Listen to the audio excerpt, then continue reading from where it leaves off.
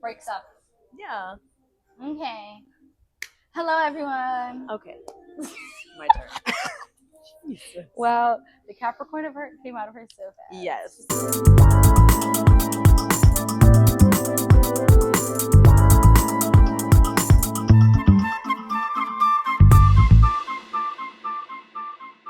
Welcome back to my channel. It's Jasmine, aka Jazzy Jet Sets, and I'm really excited for today's episode of the King Collective.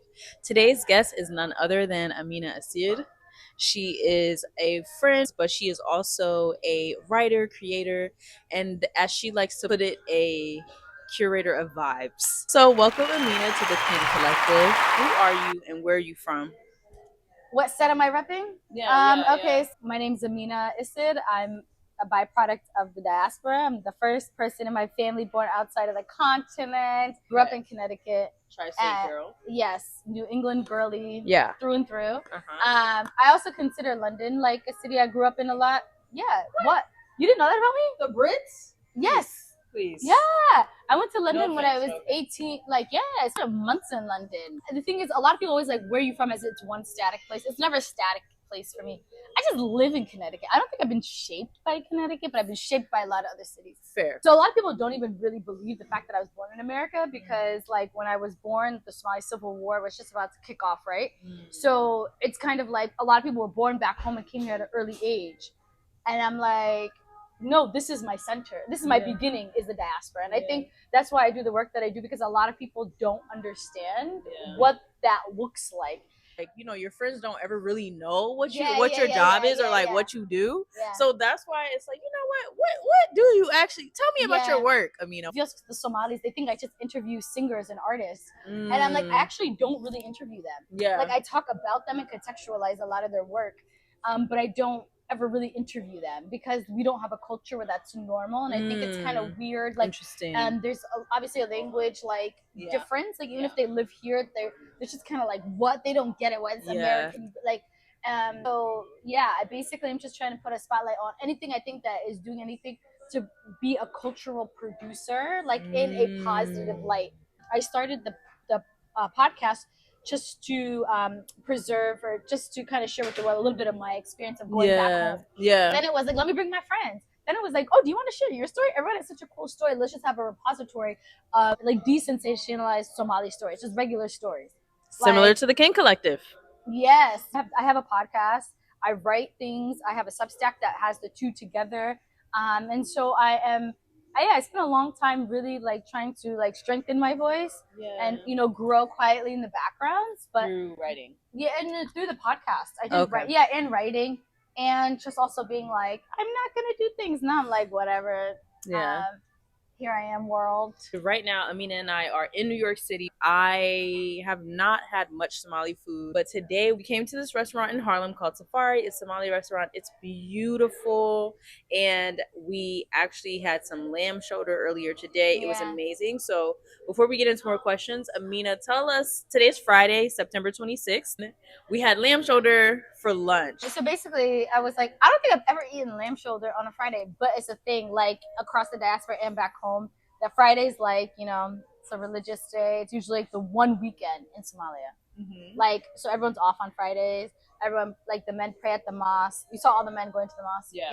Even in Harlem, like, the vibes are still there. And so, they always have like lamb shoulder on Fridays. Because, like, the holy day. Nice. It was amazing. It actually really slapped. I don't think I haven't had meat in a long time. Pause.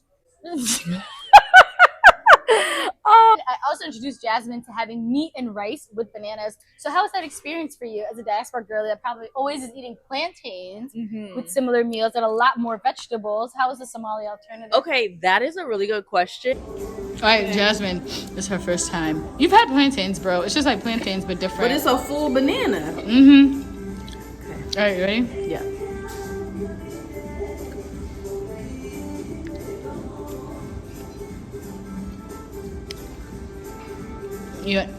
Are you confused? Like, what is our initial reaction going on? My initial reaction is, now why they got a banana all up in there? Is that supposed to make it, like, give it some sweetness? Yeah, and kind of balance out, you know, the meat and the richness. Yeah.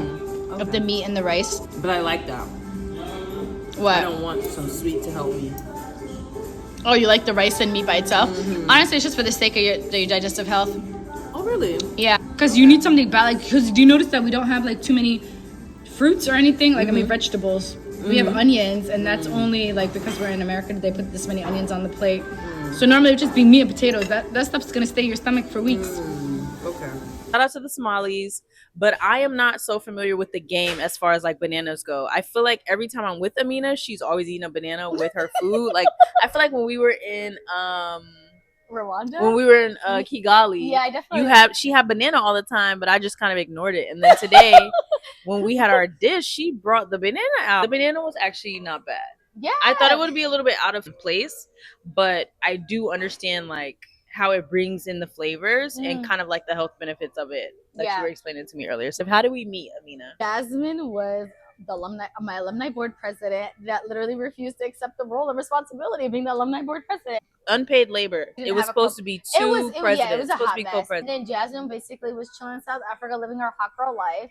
Was MIA. Then we went to Kigali together and we did programming. She said to me, Amina, why do you think that you are the big sister, like the only eldest of everyone? Yeah, of the everyone world. in the world. And I said, wow, that's such a great way to describe me. I appreciate it. The rest is basically history. Every time I come home, we always see each other. We make sure that we spend some time together, even if it's just for lunch.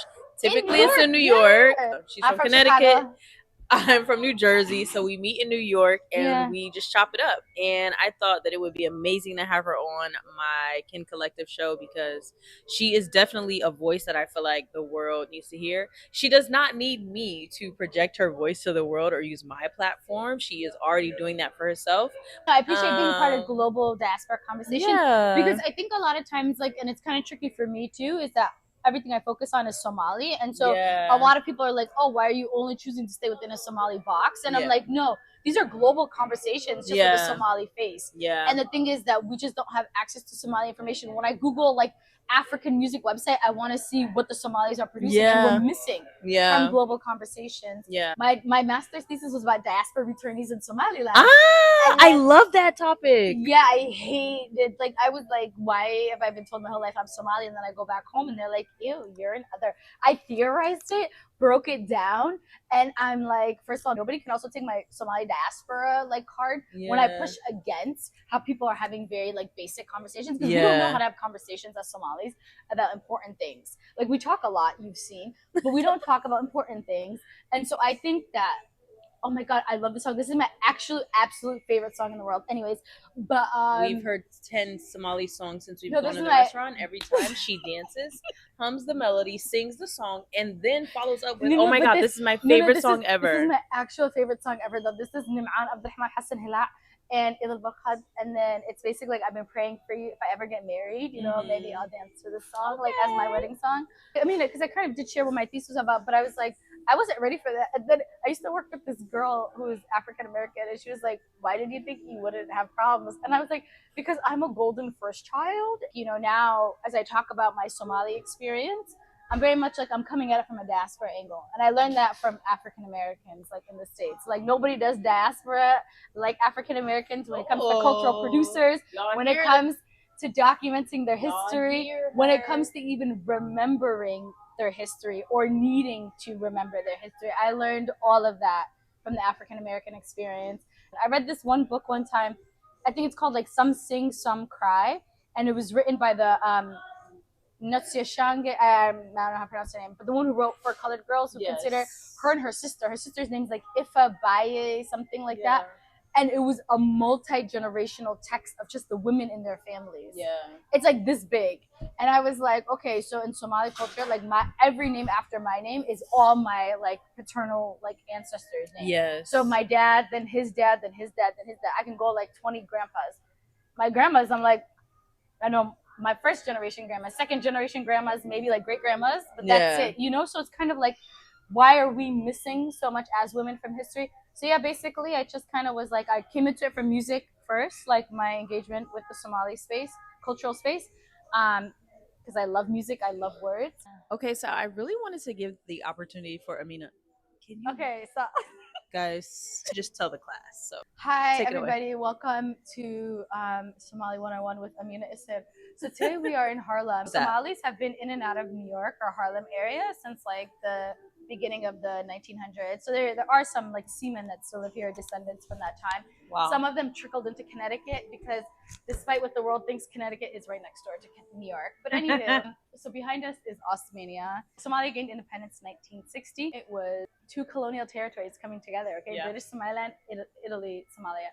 So they were trying to figure out what script that the Somali language should be written in. So should it be in Arabic? Should it be in Latin? This is Osmania. This is indigenous Somali print, probably from like Puntland area. They ended up choosing Latin. So Somali is written in Latin, which means like the same characters as English.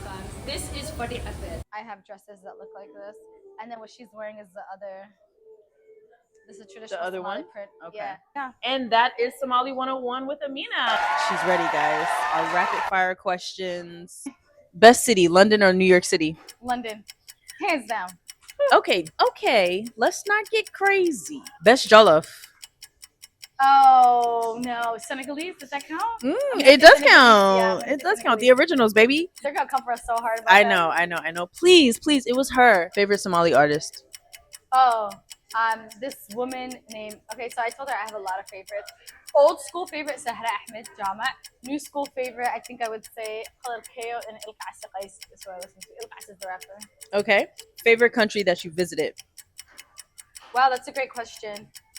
I really liked Rwanda. I liked Cuba, but Rwanda, I think, I really liked Kenya as a place I could live, but Rwanda as a transformative experience. Nice. We love Ghali. Okay, guys, thank you so much for tuning in for this entire episode. If you made it to the end. If you think Jasmine should have me on this channel again, because you know, like whatever is hers belongs to me too, please feel free to comment below. Let us know. I'll make sure that Amina's information is also in the description on my page so that you can find her on Substack, on podcast, Apple, Spotify, all the things, but it's also connected to my Substack. So I think, cool. Thank you. Thank you.